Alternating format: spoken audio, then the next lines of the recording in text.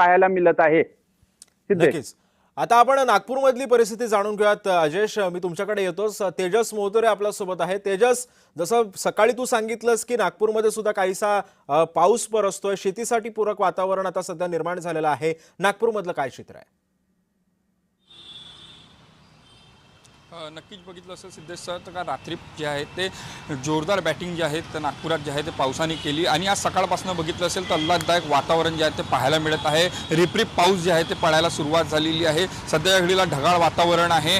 ज्या जून महिन्यामध्ये जे आहे जे पाऊस पडेल अशी अपेक्षा होती, एप्रिल ते जून महिन्यात जर बघितलं असेल तर घामाच्या धारा जे नागपूरकरांना वाहत होत्या आणि जुलै होतात जे आहे ते कमबॅक जे आहे ते पावसाने केलं आहे। एकूणच जे आहे ते बॅटिंग करायला एकूण सुरुवात झालेली आहे।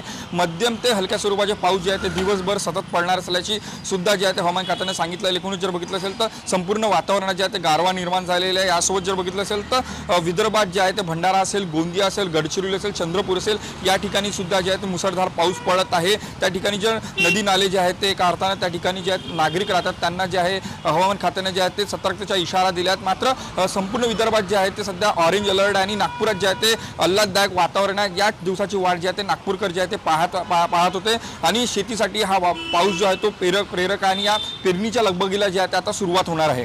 नक्कीच। धन्यवाद तेजस आणि अजेश, तुम्ही दिलेल्या या सविस्तर माहितीबद्दल। पुढची बातमी पाहूयात।